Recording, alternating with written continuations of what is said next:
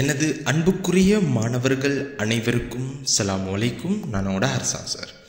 இன்றைய நாள் எங்கட 10ஆம் ஆண்டிட இந்த QBR செஷன்ட 2வது கிளாஸ் போன கிழமை உங்களுக்கு 1வது கிளாஸ் நடந்த. ஸோ அதுக்கான வீடியோ சேனலில் ஈக்குது.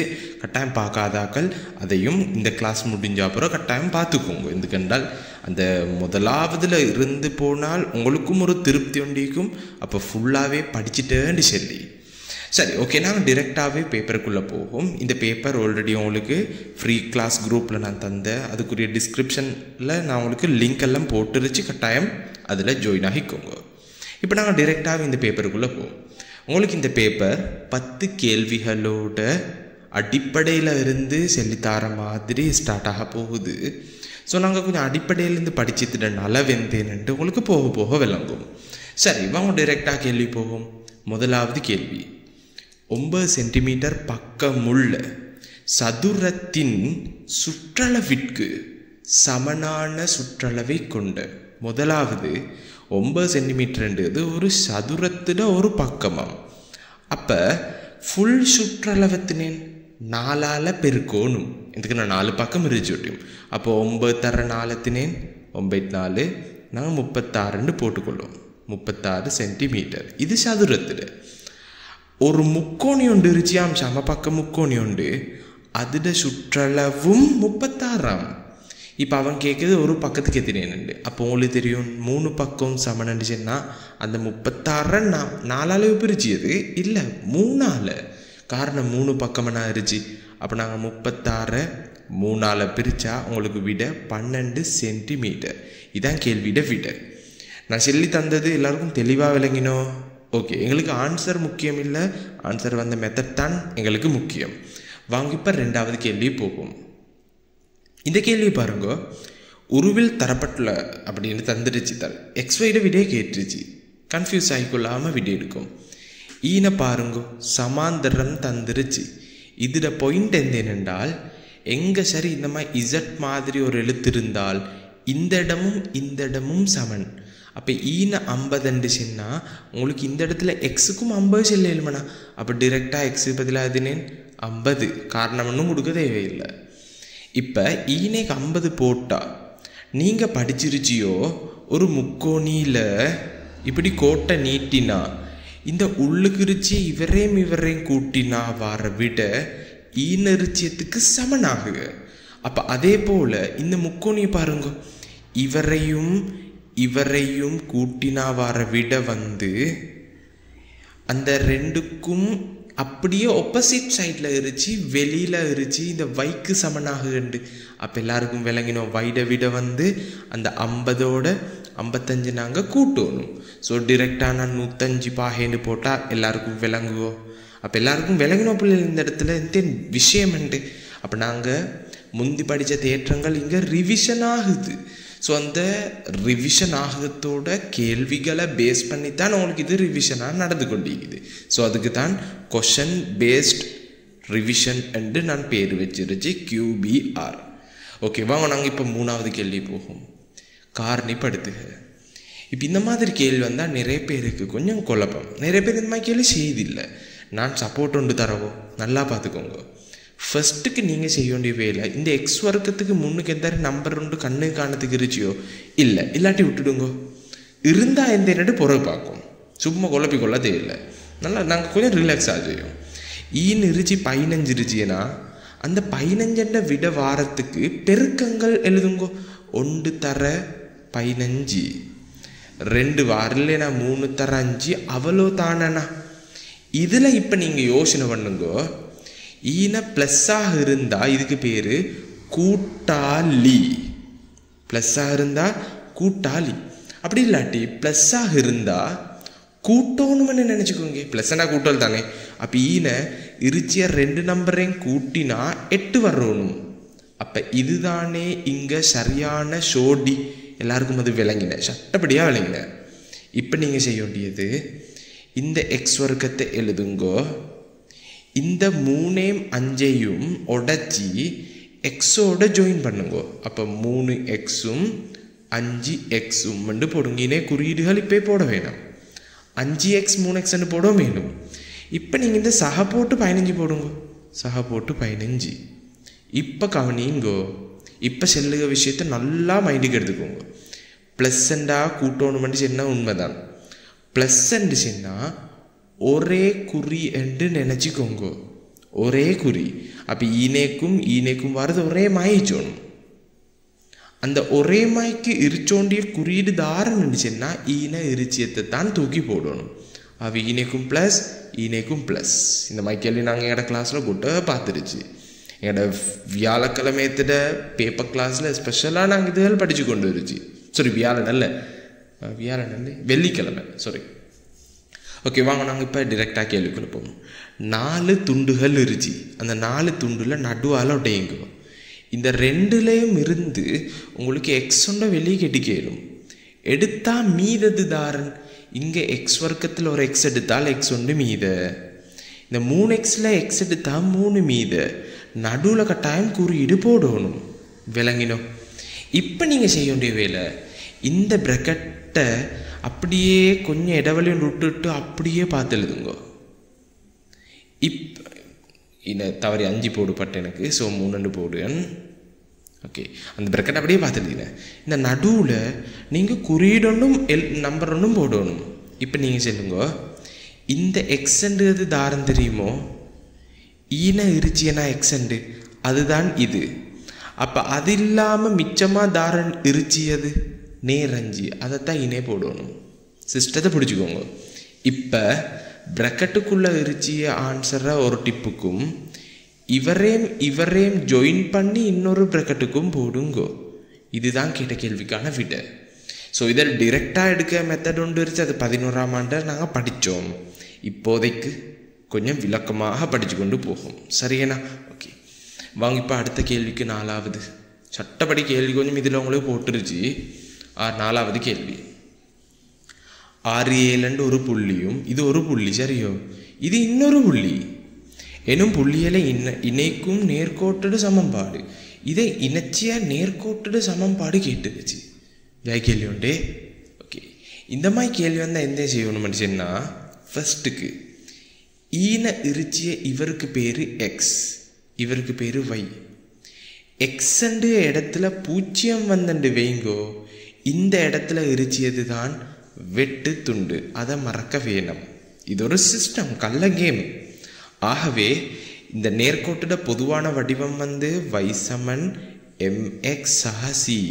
கொஞ்சம் நினைவச்சுக்கோங்க. நாங்கள் கிளாஸில் படிச்சிருச்சு. திரும்பவும் நாங்கள் பார்ப்போம். y சமன் mx சக c. அதில் c தெரியும் எங்களுக்கு. c வந்து தெரியும். c எத்தினேன் மறை 5. c வந்து எத்தினேன் மறை 5. நான் அதை அழிச்சிட்டு ஒழுங்கா எழுதுகன். சிக்கு வந்து எந்த வந்த மறை 5. அப்போ உங்களுக்கு இப்போ தாரையும் கண்டுபிடிச்சோணும். எம்மை கண்டுபிடிச்சோணும். எம்மை கண்டுபிடிச்சிட்டு சிஸ்டம் ஒன்று சொல்லி தரவோனா உங்களுக்கு. பார்த்துக்கோங்க கேமை நல்லா பார்த்துக்கோங்க. நான் சொல்லுறதை நல்லாவே பார்த்துக்கோங்க. ஈன இருச்சிய 2 நம்பரில் எய்சரி ஒன்றில் இருந்து இன்னொருத்தரை கழிச்சோணும். இதில் தாரம் பெருசி 7 தானே பெருசி. அப்போ 7லிருந்து மறை 5 கழிச்சோம். 7ல் இருந்து மறை 5 கழிச்சோணும். இப்போ நான் எழுதினது வீலை. இது 7லிருந்து 5 கழிச்சிய மாதிரி. அப்போ 7லிருந்து கழிச்சோணும் மறை 5. இப்படி நீங்கள் தெளிவாக எழுதணும். இப்போ என்ன செய்யணும்டா கீழே கோடு போட்டு இப்போ நீங்கள் இங்கிருந்து தானே அங்கே கழிச்ச. அப்போ இங்கிருந்து இங்கே கழியுங்கோ. அப்போ 6ல் கழிச்சோணும் 0. இப்போ என்ன சொல்லுங்கோ மேலுக்கு இந்த மைனஸும் இந்த இடத்துல பெருக்கப்பட்டு ப்ளஸ்ஸாக மாறுக. ஆகவே 7 சக 5. கீழுக்கு 6ல் 0 போனால் 6. ஸோ 7ஓட 5 கூட்டினா 12 12 2 6 பிரித்தா அவங்களுக்கு விட 2.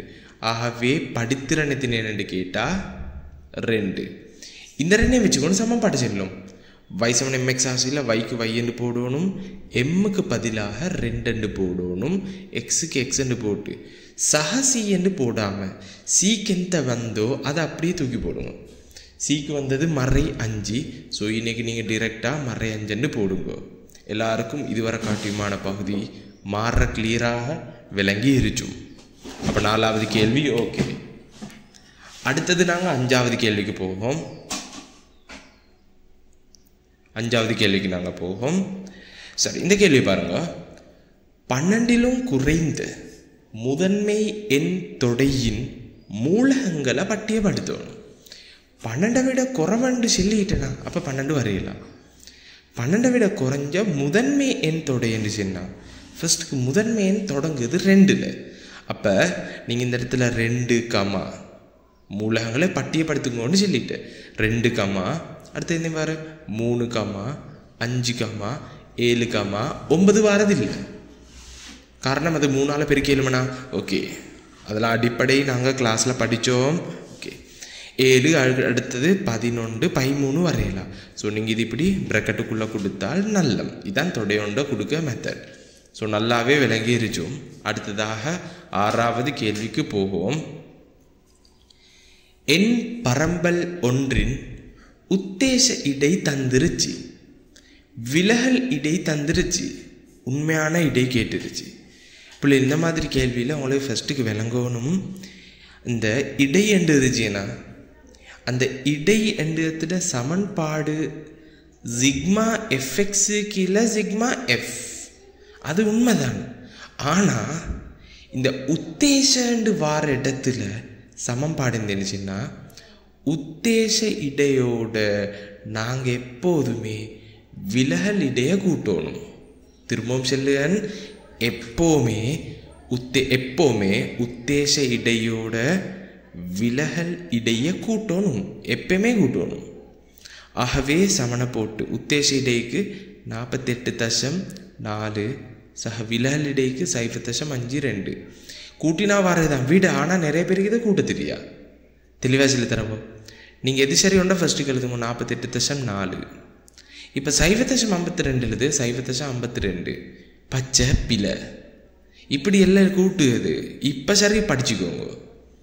டொட்டு கீழே டொட்டை ஃபஸ்ட்டு வச்சோணும். இப்போ தான் இடத்த நிறைச்சோணும். டொட்டுக்கு இங்கெல்லாம் 0 ஈனே கொண்டும் போடலாம். டொட்டுக்கு அங்கெல்லாம் 5 அந்த 2 கொஞ்சம் தள்ளி போடுங்க. இப்போ நாங்கள் இந்த 2ஐயும் கூட்டணும், எப்பயுமே கூட்டணும்னு சொல்லிட்டேன். இப்போ கூட்டினா இந்த 2க்கு 2 போடுங்கோ, இந்த 2 கூட்டினா 9 போடுங்க, டொட்டுக்கு டொட்டை போடுங்கோ, 8க்கு 8 4. அப்போ இதுதான் கேட்ட கேள்விட விட எல்லாருக்கும் அப்படி சூப்பராகவே விளங்கினோம். ஓகே, வாங்க 7வது கேள்விக்கு. நாங்கள் ஒரு நாளில் 100-200 கேள்வி பார்க்க தேவையில்லை. சிறு துளி பெருவெள்ளம் என்ற அடிப்படையில் நாங்கள் கொஞ்சம் கொஞ்சமாக பார்த்துப்போம். உங்களுக்கு கிழமையில் ஒரு நாள் ஃப்ரீ கிளாஸஸ் நடக்குது. ஸோ அதை கட்டாயம் மிஸ் பண்ணாமல் யூடியூப்குள்ளால் ஜாயின் ஆகிக்கோங்க. கிளாஸ் முடிகிற டைமுக்கு மறக்காமல் நீங்கள் கம்ப்ளீட்டு மெசேஜ் போடணும். நான் ஏன்டா ஸ்டூடெண்ட்ஸு சொல்லிருச்சு கம்ப்ளீட் போட்டுட்டு சைடுக்கு ஐடி நம்பர் போடுங்கோண்டு. வெளி மாணவர்கள் நீங்கள் கம்ப்ளீட்டு மட்டும் போட்டாலே ஓகே. அது எனக்கும் ஒரு திருப்தி ஒன்று இருச்சோன்னு வேணா. ஓகே, நான் இவ்வளோ கஷ்டப்பட்டு இந்த வீடியோவை அப்லோட் பண்ணுது. ஸோ உங்களுக்கு இது யூடியூபினூடாக இலவசமாகவே கிடைச்சியதானே. ஸோ எனக்கு ஒரு திருப்தி இருச்சோனும். ஓகே, படித்து கொடுக்கறதுக்கு ஒரு பிரதிபலனாக இத்தனை பேர் படிச்சு அப்படின்னு ஒன்று தெரிஞ்சு கொள்ள எழுமனா இல்லையோ. ஸோ அதுக்காகவே கட்டாயம் எல்லாரும் கமெண்ட் போட மறந்துட வேணும். இப்போ இல்லை, கிளாஸ் முடிஞ்ச பிறகு லைவ் செட்டில் இல்லை கமெண்ட்டுக்குள்ளே போடுங்க. அப்போ தான் அது காலங்காலத்துக்கு ஐநா இருச்சு அது. சரி, வாங்க இப்போ அடுத்த கேள்விக்கு. கூட்டல் கேள்வி உண்டு. இது பின்னம் கூட்டல்ட அடிப்படை என்னென்னா அடிகள் சமனாக இருச்சோணும். இங்கே அடிகள் சமன் இல்லை. அப்போ 2ஐயுமே பெருக்குன்னு சொல்லி உங்களுக்கு நிறைய பேர் சொல்லி தந்துருச்சும் மூளை இல்லை அவங்களுக்கு. இங்கே ஒரு ட்ரிக்ஸ் ஒன்று இருச்சு.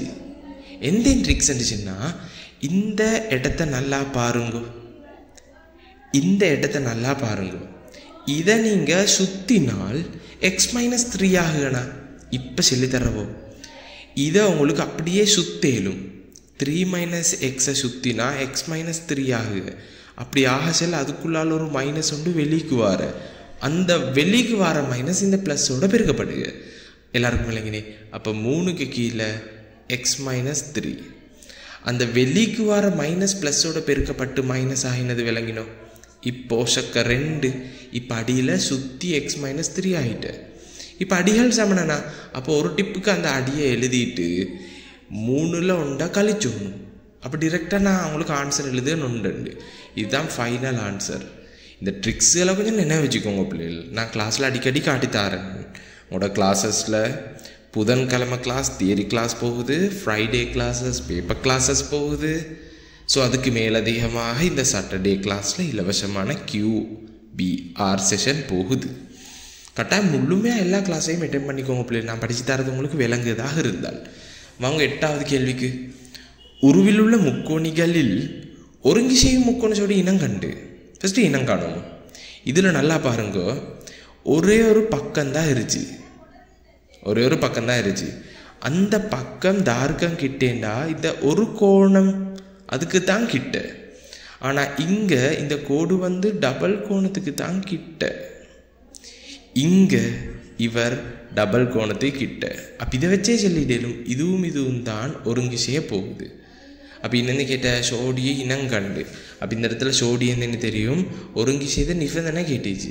அப்போ நீங்கள் சோடியை தெளிவாக எழுதுங்க. முக்கோணி அந்த இந்த 2வது பேர் இருந்தேன் EDF. இன்னும் தொப்பி போடி இல்லை, ஒருங்கி செய்தன்னு காட்டுறதுக்கு நாங்கள் ஒரு குறியீட்டு தெரியும் உங்களுக்கு ஆல்ரெடி. அந்த வலை செல்லிச்சு முக்கோணி பேர் இருந்தேன் PQR. இப்போ நிபந்தனை பிரக்கெட்டுக்குள்ளே எழுதும். இது பக்கம் கோணம். அப்போ பக்கம் கோணம் ஒன்று இல்லை, கோணம் பக்கம் இருந்துச்சு. ஆகவே நிபந்தனை இருந்தேன் கோணம் பக்கம். நல்லாவே விளங்கினே. ஓகே, வாங்க அடுத்த ஃபைனல் கேள்வி 2க்கும். 300 km/h எனும் சீரான கதியில் செல்லும் விண்வெளி கப்பல் ஒன்று. அப்போ ஒரு ஹவருக்கு 300 கிலோமீட்டராம். பெருசாக டென்ஷனாக வேணாம். 3600 கிலோமீட்டர் போகிறதுக்கு எவ்வளோ நேரம் எடுக்குன்னு கேட்கு. என்ன சொல்லுங்கோ, நாங்கள் 3600 கிலோமீட்டரை டிரெக்டாக ஸ்பீடால் பிரித்தா கதி சமன் தூரத்தின் நேரம் தானே பிள்ளைகள். அப்போ நேரம் சமன் கதி தூரத்திக்கீழே கதி எண்ணங்களுக்கு எடுக்கலும் தானே. அப்போ தூரம் கதி வந்து 300. இப்போ இதை சுருக்கினா உங்களுக்கு டைம் உண்டு வருமோ வராதோ? வரும். 300 இதால் நான் டிரெக்டாக சுடுகன் இது இந்த டோக்கோ சுடுகிறதுக்கு. ஓகே, சுருக்குகன். ஸோ சுருக்கினா உங்களுக்கு 12 வந்தே விளங்கினேன். ஸோ இந்த இடத்துல ஆன்சர் 12 கிலோமீட்டர். நல்லாவே விளங்கினோம். ஓகே, வாங்க ஃபைனல் கேள்விக்கு. திரும்பவும் ஒரு டிப்ஸ் இல்லை பிள்ளைகள். கட்டாயம் இந்த செஷன் முடிஞ்சால் பிறகு நீங்கள் டே 1 பார்க்காதாக்கள் பார்த்துக்கோங்க. அதே நேரம் மறக்காமல் கமெண்ட்டாக போட்டுடுங்க. கமெண்ட்டை கம்ப்ளீட்டுன்னு போட்டுக்கோங்க. ஓகே, அடுத்த கேள்விக்கோங்க. 10வது கேள்வி. 2x ஒன்று பெரிது அல்லது சமன் 3 என்ற சமநிலையை தீர்த்து என்கோட்டில் குறிக்கும். நாங்கள் எங்களோட கிளாஸில் என்கோடு படித்து முடிஞ்சு, அதாவது சமநிலை படித்து முடிஞ்சு. அதில் y = mx அந்த வடிவத்தில் எல்லாம் வர்ற சமநிலை கேள்வியெல்லாம் நான் பார்த்துட்டேன். இப்போ இதை என்கோட்டில் குறிச்சேன்னா ஃபஸ்ட்டு தீர்க்கும். ஈனால் ஒட்டைங்கோ மறை உண்டு அங்கே போனால் எங்களுக்கு வர விட இந்த இடத்துல 2x இந்த குறியீடு இப்படி தான் 3ல் ஒன்று போனால் 2. இப்போ இந்த 2 அங்கே போனால் பிரிக்கப்படுகு. ஆகவே எக்ஸ் பெரிது சமன் 1. 2 பிரித்தா 1. இப்போ இதை நீங்கள் இங்கே குறிச்சோணும். இதில் தீர்வுகளை தான் குறிச்சிச்சுன்னா அப்போ நீங்கள் ஃபஸ்ட்டு 1 இப்படி வட்டம் ஒன்று போட்டு மார்க் பண்ணிட்டு அது பிறகு எக்ஸண்டு இது வந்து பெருசுனா அப்போ வலது சைடுக்கு நீங்கள் இப்படி கலர் பண்ணணும். வலது சைடுக்கு இப்படி கலர் பண்ணிவிட்டா சரி. எல்லாருக்கும் ஜாயா விளங்கினோம். ஓகே பிள்ளைகள் நல்லா கேட்டுக்கோங்க. உங்களுக்கு இந்த கிளாஸ் இதோட கம்ப்ளீட்டாக முடியுது. ஸோ அடுத்த கிழமை உங்களுக்கு டே 3 காணப்படும். அதுக்கு முன்னுக்கு உங்களுக்கு நான் படித்து தரதெல்லாம் விளங்குதாக இருந்தால் இந்த கிளாஸுக்கு ஆன்லைனில் ஜாயின் ஆக விருப்பமாக இருந்தால் என்ன நம்பருக்கு மெசேஜ் ஒன்று போட்டு உங்களுக்கும் கிளாஸுக்குள்ளே ஜாயின் ஆகிக்கொள்ள இயலும். சரிண்ணா? அதே நேரம் கேட்டுக்கோங்க பிள்ளைகள். அதே நேரம் இப்போ கிளாஸ் முடிஞ்ச பிறகு இந்த லைவ் கட் ஆகின பிறகு நீங்கள் வெயிட் பண்ணி கொமெண்ட்டுக்குள்ளே கம்ப்ளீட்டுன்னு போட்டுக்கோங்க. சரியான பிள்ளைகள்? அப்போ எனக்கு அடுத்த கிளாஸ் செக் பண்ணி பார்க்கலும் தார் அட்டெண்ட் ஆகினு. சரி, ஓகே பிள்ளைகள். அப்படின்னு சொன்னால் நாங்கள் அடுத்த கிளாஸில் சந்திக்கும் வரை விடைபெறும் நான் உங்கள் ஹர்ஷா சார். போயிட்டு வரேண்ணா.